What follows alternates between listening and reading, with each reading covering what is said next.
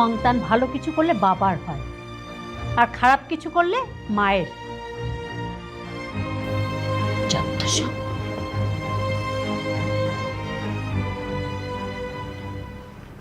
কি একটা embarrassing situation.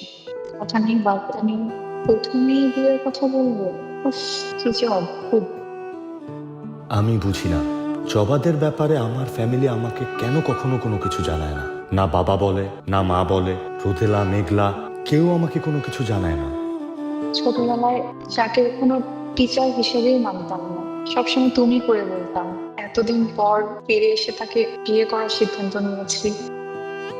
আমি সব বুঝি, সবাই মনে করে আমি মিথ্যা বলি জবাকে নিয়ে। আমি জবাকে অপছন্দ করি কেন একদিন সবাই বুঝবে।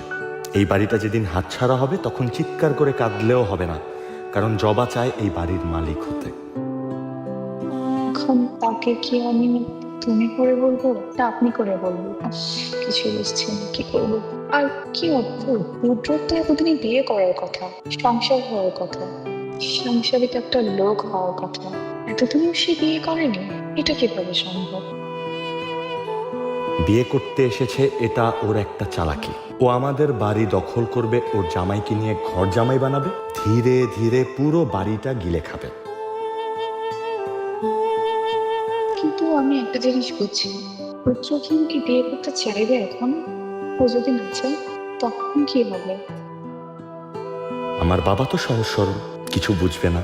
আসলেই কি ও রুদ্র ভাইকে বিয়ে করবে? এটা সম্ভব? যাই করুক, আমি জবার কোনো প্ল্যান সাকসেসফুল হতে দেব না। This is my promise.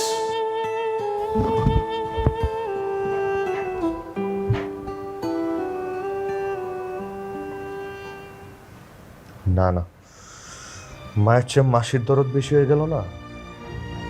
আমি একমাত্র পুত্র সন্তান এই বংশে, বংশধর। আমার কোনো পাত্তাই নেই কারো কাছে। কোত্থেকে 10 বছর পর উইরা এসে জুইরা বসলো পিকনিকা। হ্যাঁ, মার কাছে গেলে মা খালি বলে সর সর সর, পরে কথা বলবো। জবা কি মনে করবে?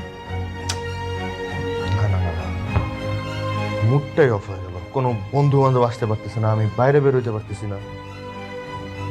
না, এর একটা বিহিত করতে হবে। প্রফেসর সাহেব, আমরা আপনার বেডরুমে চলে আসলাম। এসছেন তো খুবই ভালো করেছেন। এখানে এসছেন বসে একদম জমি আড্ডা মারা যাবে। আসলে একটা ওপেন হার্ট সার্জারি হয়েছে। আমি আসলে খুবই অসুস্থ, তবে হ্যাঁ ধীরে ধীরে সুস্থ হয়ে উঠছি। কেন যে এতদিন উপরে চলে যায়নি সেটা আল্লাহই জানে। নিশ্চয়ই কোনো না কোনো কার্যকারণ সম্পর্ক আছে। আপনি আমাদের এলাকার অত্যন্ত সম্মানিত মানুষ, আপনাকে কে না চেনে। আপনার স্ত্রী সুরাইয়া আজ আমাদের মাঝে বেঁচে নেই। আমার ছোট বোন পারুল, মবিনের স্ত্রী, সেও বেঁচে নেই। পারুল আমেরিকার হাসপাতালে মৃত্যুশয্যায় তখন মবিনকে বিশেষ করে অনুরোধ করেছিল। ওদের দুই বান্ধবীর মধ্যে একটা ওয়াদা ছিল, একটা ইচ্ছা ছিল, সেটা পূরণ করার জন্য। মবিনও চায় সেই ইচ্ছাটা যেন পূরণ হয়, তাই তো মবিন আমেরিকা থেকে আমাদের মাঝে এসছে। খুবই ভালো করেছেন। আসলে আমার প্রিয়তমা স্ত্রীর ইচ্ছা পূরণ হবে, এর চেয়ে আনন্দের আমাদের আর কি আছে। আলহামদুলিল্লাহ। আপনারা যদি কিছু মনে না করেন তাহলে আমি একটু রুদ্রর সাথে আলাদা করে কথা বলতে চাই। নিশ্চয়ই নিশ্চয়ই বলবেন। বোমা, বোমা। জি বাবা, আপনাদের কি আরেকটু চা করে দিব? আরে না, এখন আর রুদ্রটা কই, ওকে একটু ডাকো না। রুদ্র তো বাড়িতে নেই। নেই মানে? কোথায় গেছো? একটু আগে ছিল সন্ধ্যার সময়, ওই তো ছাত্রদেরকে এটা কাজ করে গেল, তখন একটু বাইরে গেছে, চলে আসবে। ও মবিন, তাহলে তুমি থাকো, আমি বরং উঠি। হ্যাঁ, আপনার রাতে খেয়ে তারপর যাবেন, এর মধ্যে রুদ্র চলে আসবে, ওর সাথে কথা বলাটাও হয়ে যাবে। এই আপনি একটু রুদ্রকে ফোন দেন না। ফোন করি। আমি একটু আসছি।